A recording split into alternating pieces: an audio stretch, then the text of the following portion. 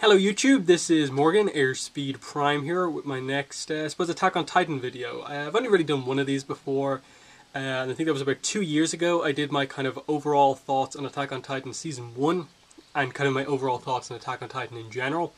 But here, because a few people have asked for it, here's my review for Attack on Titan Season 2, Episode 1. So, the episode is called The Beast Titan, and we're finally back from a really big break.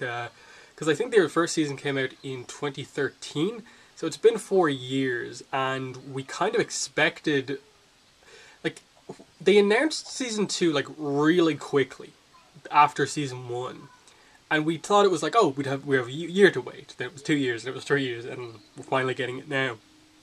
And I think it's just weird how we've got to this situation now, and there's only 12 episodes. Like, we waited all that time thinking that, oh, it's because they have to wait for the manga to get ahead so they have enough content to animate, but now all of a sudden it's just like, yeah, there was production problems, there's only 12 episodes, and it's just amazing to think that this happened to something as popular as Attack on Titan.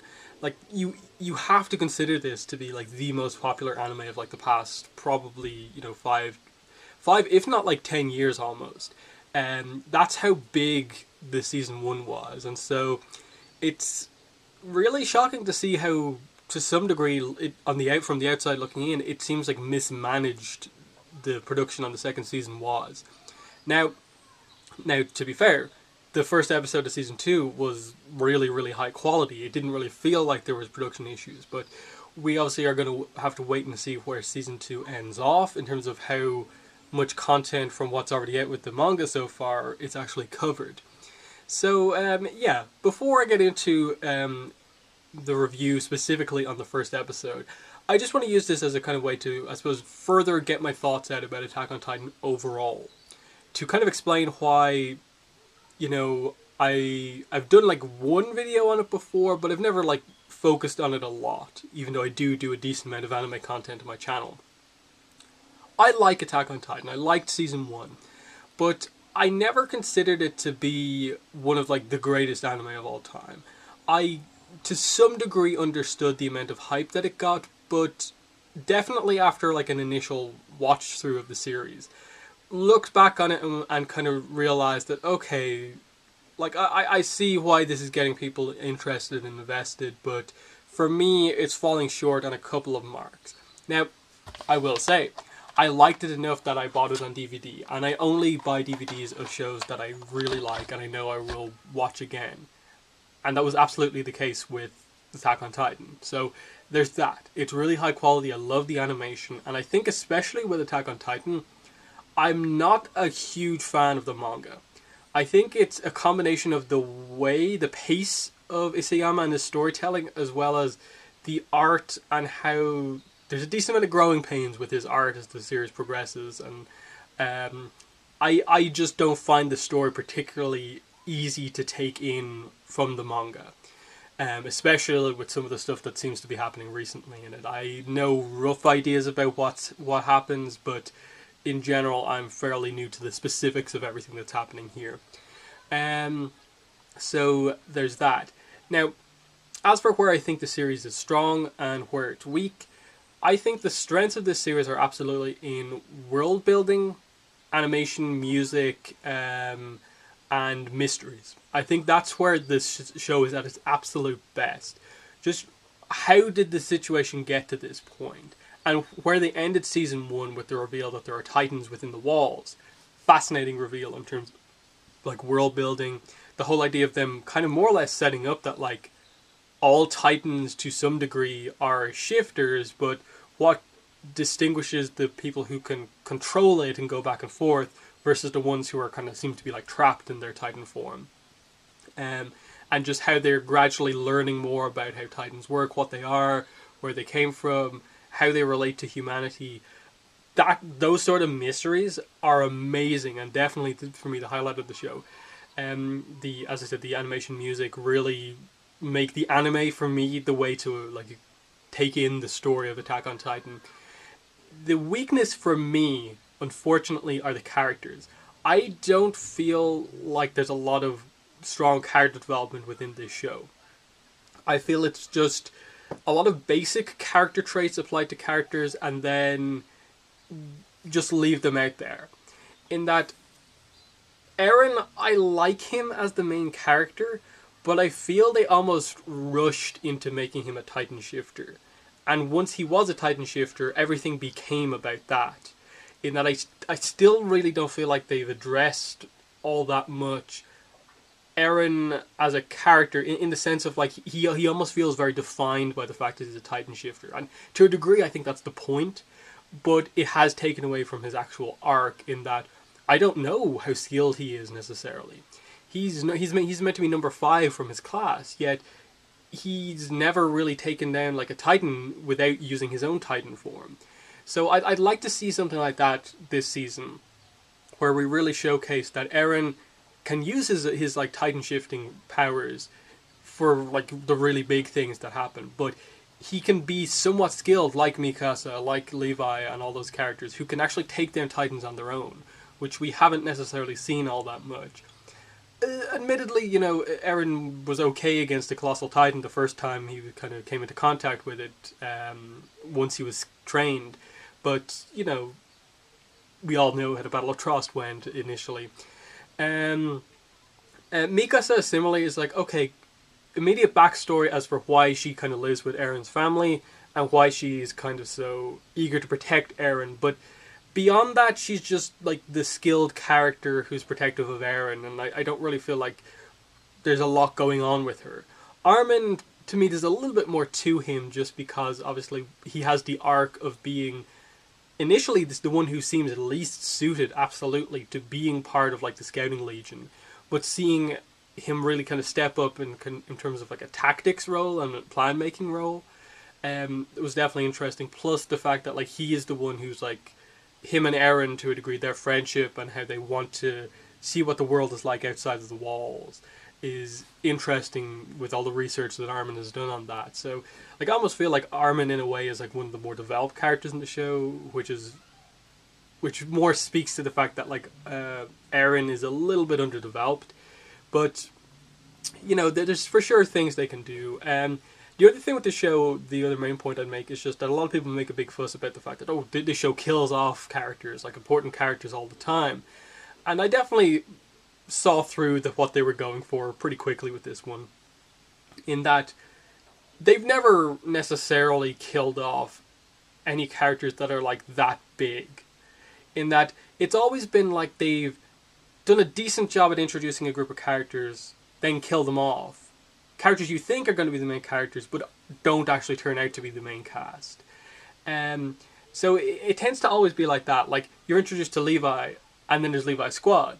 And Levi's squad is what gets wiped out relatively soon after being introduced, and them coming across as being more interesting characters. Similarly within this first episode, I think we've met Mike before, but like, them really hyping him up here as like, he's just as good as Levi in a way, and we're like, he's a big character, and then they kill him off. It's like, okay, I see what you're doing here. Like, you're not actually putting, like, Eren, Mikasa, Armin in actual danger just yet. Levi, they're not really in danger of being killed. They're our main cast, and the whole idea of the show killing anyone at any time doesn't necessarily feel as, like, you know, present as it kind of once did initially.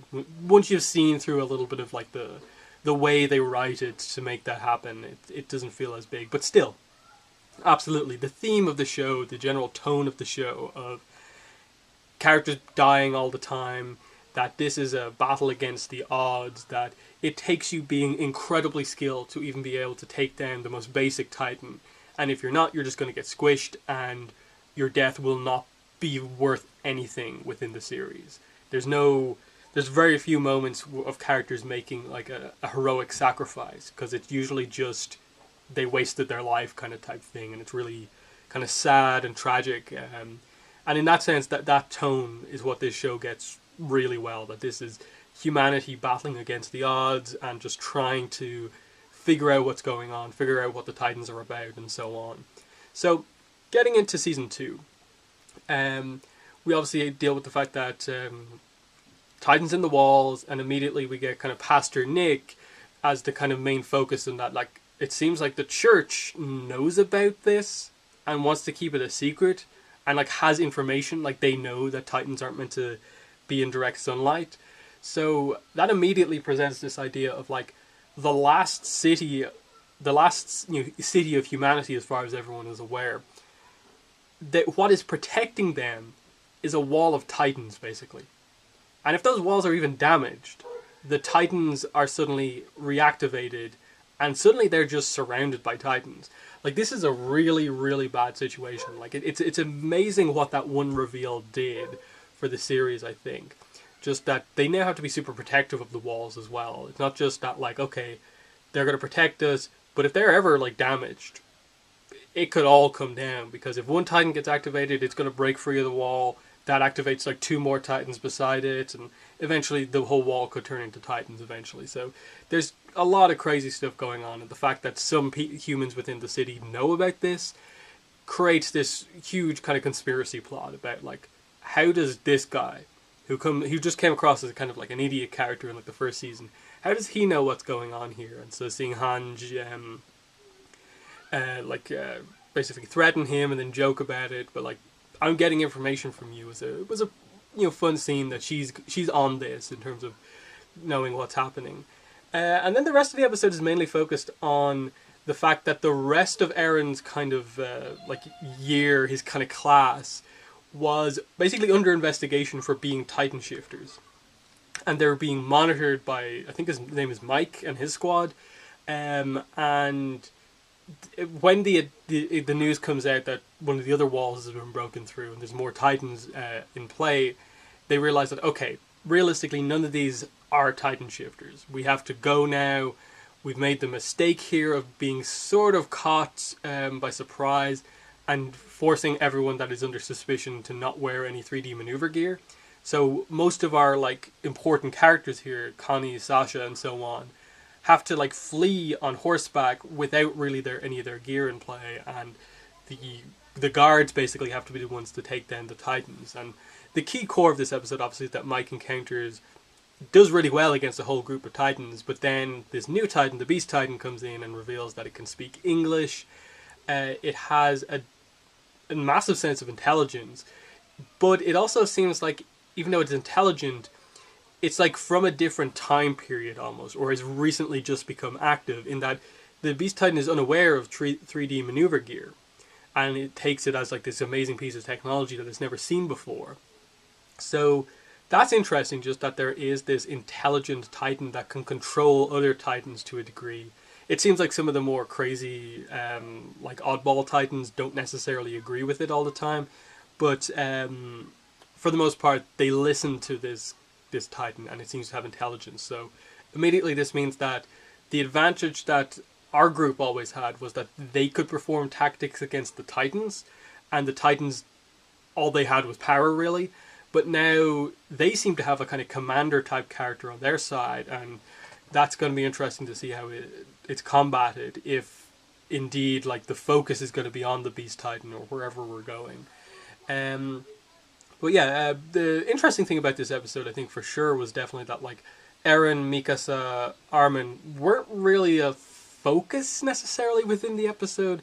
They got a couple of scenes, but in general, nothing too crazy going on.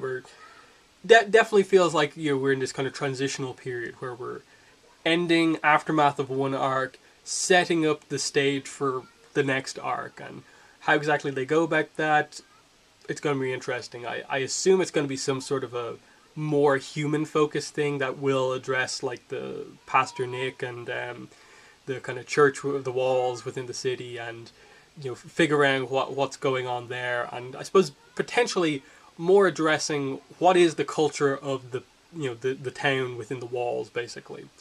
But there's also going to have to be other stuff in that, like what Connie and Sasha are going to Connie's hometown, which is where the attack came from, to the south, and so there's this idea of like he feels that his hometown has just been destroyed, and there's going to be a bit of exploration here, a bit of, I suppose, desperate situations for some of our other characters from our, class, our top tens, not having their gear, having some equipment available to them, but not all of their gear available, and them probably having to fight off a couple of Titans on their own using clever tactics, and that could be interesting depending on how they do it. But yeah, I think the next episode is airing a little bit later on today. I'm not really sure when I'm going to be doing the next review. The main thing I want to know actually with this video is just, do you guys want me to continue to do reviews for Attack on Titan? Because it's one of those ones where, like, I don't want to commit to doing like 12 reviews for all episodes of this season if there's only like 5 people potentially who want to see these reviews. Let me know if you want to see more reviews on this, and you know, that'll make it clear to me that, okay, this is a series people want, and it can kind of prioritize doing this as soon as possible. But other than that, you know, let me know your thoughts on the first episode of Season 2, your thoughts on the massive gap between seasons, and your thoughts on what I said here in the review. But that's been the video. Thanks for watching, and bye.